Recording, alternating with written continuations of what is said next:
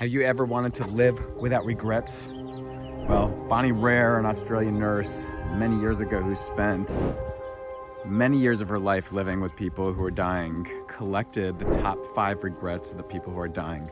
I'm going to share them here, and we're going to explore them and see how to integrate them in your life. So in the days, weeks, months, and years ahead, you can live more and more regret-free.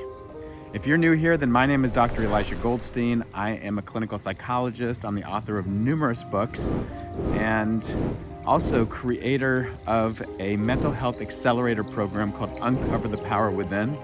If you're interested in working with me more closely, or you just want a collection of free resources, go ahead and click on the links in the description below. So in all the years that Bronnie had sat with people and listened to their stories and listened to what they felt was important to them and what wasn't important to them, very few people look back and said, geez, I wish I would have made more money, or I wish I would have jumped out of that airplane, or I wish I would have had more sex, or anything like that. Actually, the number one thing that people looking back on their life said is, I wish I would have had the courage to live a more genuine life, one that was true to me. There was so much time that I spent worrying about what other people thought of me or what other people expected of me that I didn't focus on my own dreams and ideas and follow through with them. Think about that for a minute. If we spent more time concerning ourselves with our own genuine interests and dreams, and less about the stories and drama of other people around us or how other people think of us, or expect of us, then what would be different?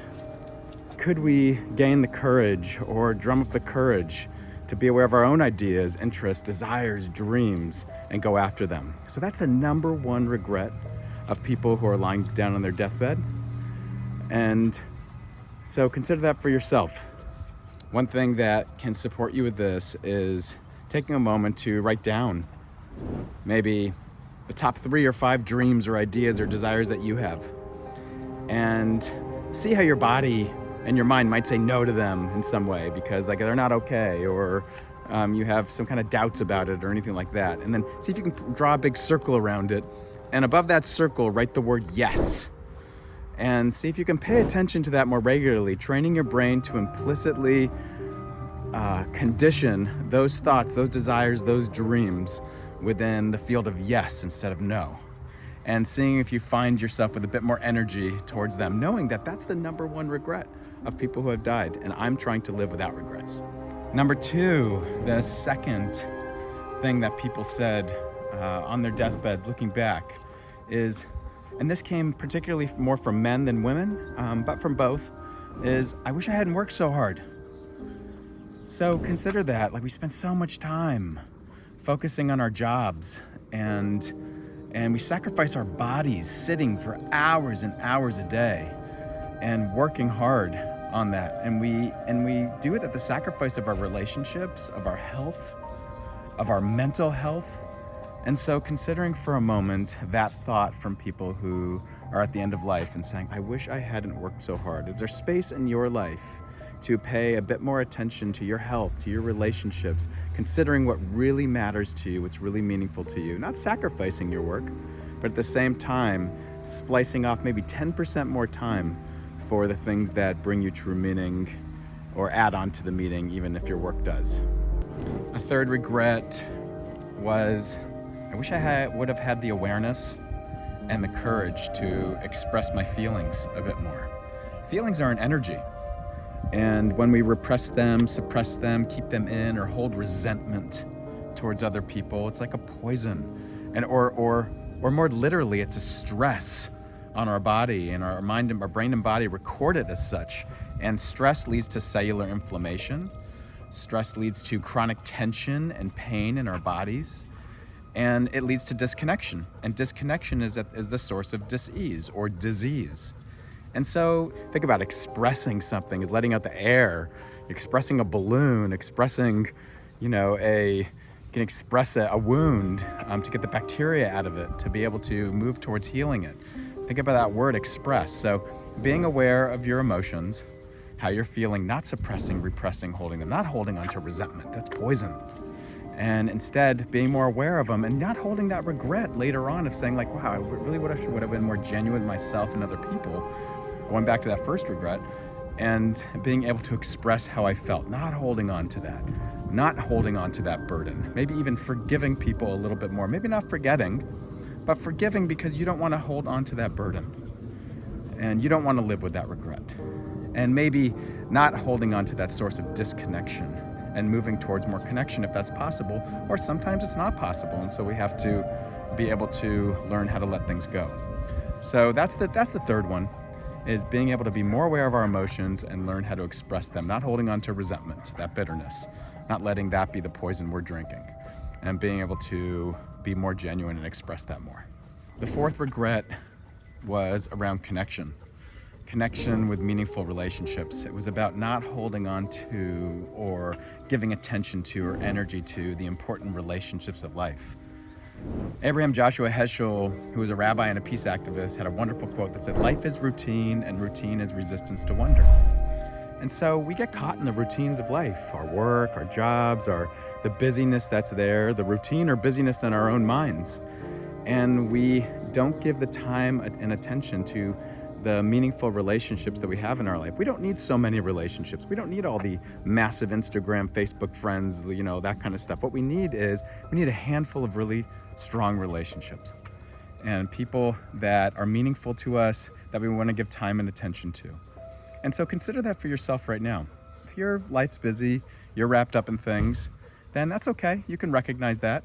And then you can consider who are like the top 5 people who are really meaningful to you in your life, who you want to spend more attention and time with, knowing that at the end of life, one of the top 5 regrets was not spending time and attention with the people that are most meaningful. And so see if you can make that list and see, how can I choose to reach out to these people more often, be interested in their lives, and sow the seed of that connection with some regularity, knowing that whenever that end of life is, that's going to be one of the most meaningful sources of your life. Again, moving towards living without regret, maybe living without regret, and also just living with a sense of meaning, purpose, and connection. And ultimately, those are sowing the seeds of happiness as well. And finally, the 5th regret from people looking back on their lives that Bronnie Ware found out about and discovered was not allowing themselves to be happier. Now, that's a tricky one, you might say, because, just the brain is intense and intrusive and comes at us sometimes and just saps and steals our happiness. But when we start becoming aware of how the mind works, and we recognize that it is influenced by this negativity bias for survival reasons, focusing on the negative more than the positive, focusing on worries more than possibilities, and we can take note of that and be aware of it. Notice where this is in our bodies. I have a wonderful practice that I repeat consistently called the 3 R's: recognize, release, refocus. We recognize when the mind is doing that. We notice where we're holding the tension in our bodies. We release it and we refocus now on the question, what's around me that is supportive of me right now? What are my needs right now? What do I really want to focus on right now?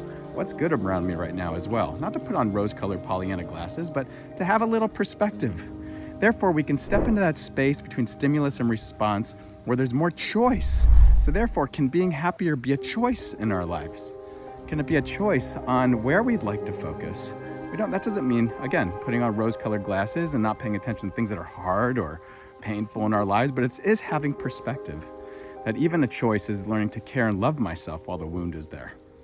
So we can allow ourselves to be happier. We can say no to the self-critical mind if it's not supporting us. We can say no to the part of our mind that keeps shutting down or doubting ourselves and possibilities. We can actually learn to do that and train our mind to do that. And you can do it too. We do this all the time with people I work with and, in many other areas of the world. A lot of people are working on doing this, being in more personal control of their minds and their lives. So not allowing ourselves to be happier is one of the top 5 regrets. What can you do today to allow for a bit of your happiness, a bit of your uplift, a bit of your being your own best friend, of supporting yourself, of indulging a little bit in the joys of your life and allowing that to come into play. Imagine, what would the days, weeks, and months ahead be like if you just had more moments of allowing yourself to be a little happier? And so consider for yourself, what are some regrets you're already holding in your life right now? How can you begin to use what we've learned here as a way to change your narrative, change your story, step into that space between stimulus and response where there's more choice for you too? How can you begin to take small, tiny changes to move in the direction to living with less regrets, or with no regrets or less regrets, and starting to make that a reality in your life? If this was helpful to you, please go ahead and like this video. If you are new here, we put out great mental health tips that are going to improve your life every week, along with a number of shorts to just enjoy and have fun with. Please go ahead and subscribe. And I'm going to leave another video on the other end of this for you to continue to learn, grow, and enjoy with. My name is Dr. Elisha Goldstein. I look forward to being with you in the next one.